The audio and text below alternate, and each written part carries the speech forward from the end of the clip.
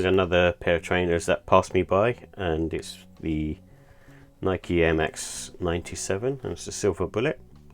And I didn't buy these initially when they were on retail, and to be honest, I bought them when they were up on sale. And the reason for that is just because I had quite a few different pairs of other sneakers, Air Max sneakers that I had my eyes on, and then this one I just sort of skipped for the meanwhile.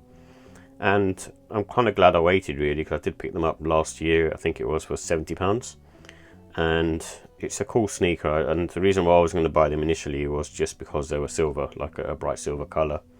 And I had another pair of Air Max 97s that were, I think, the blue Atlantic blue colour, and they were kind of a women's shoe, so they were a bit tight for me. So that's why I ended up basically going for these OG versions instead.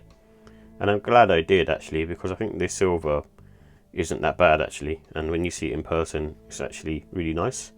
And I think they one of those sort of versatile trainers, similar to an Air Max Plus TN, that is very good for the autumn winter as well, because of the colourway, and you got this wavy sort of toe box mudguard going around the sneaker. It does protect you very well, and because it's silver as well, the dirt won't show up as much. It's because it's kind of got the grey colour, and it also sits slightly higher up as well. So the midsole, because it's pretty much an air unit, sits higher up.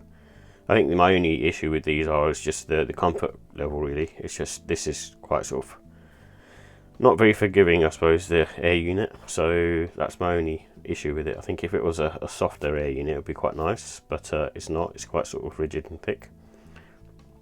But aesthetically, it's a cool sneaker, and very much a late 90s type sneaker where they were trying to outdo themselves and create the most craziest Air Max that's out there.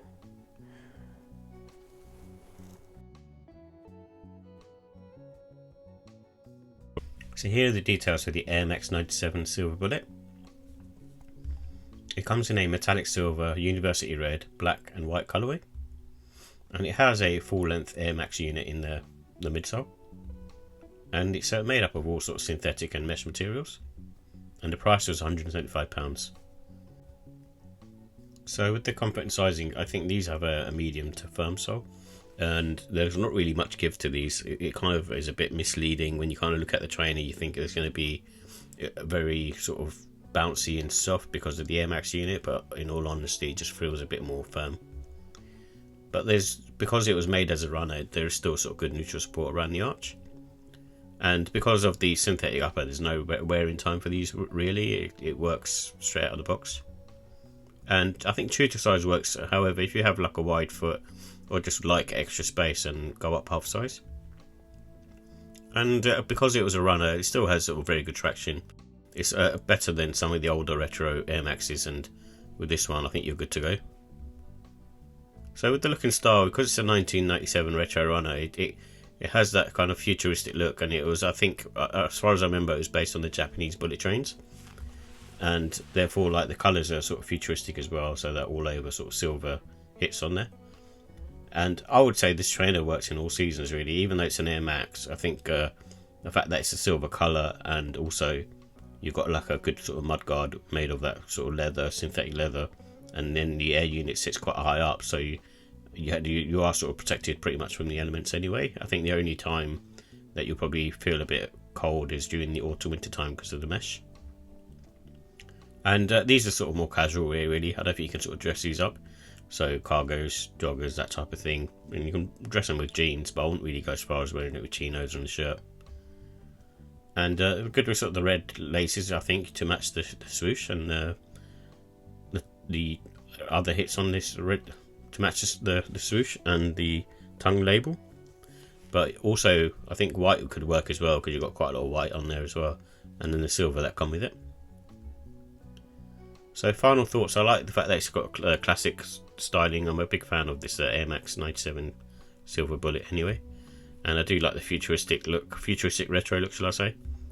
And then the full length Air Max unit as well, it looks really cool, although it doesn't really do much. The cons are the costs. I think the costs on, again, it's a retro, and it's just too high in my opinion, and the comfort is okay as well. It's not amazing, and the colour is not for everyone. So there are sort of other Air Max 97s that you can probably buy that might suit what you're after.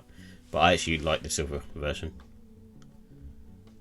In terms of the look and style, I'll give it a 5 out of 5. It's a really nice looking sneaker and one for the ages. And the comfort, I'll give it a 4. I think it's not really great, but I wouldn't say it's mid either. It's kind of sort of that okay comfort level. I think you can kind of wear these all day and not experience too much issues. Quality, I give it a 4. It's like not really amazing material on there, but it's constructed well. And the pricing, I give that 4 as well. It's just priced too high in my opinion, but because it's a classic silhouette and I really like it, and it's an Air Max 97 at the end of the day, I still give it a 5 out of 5.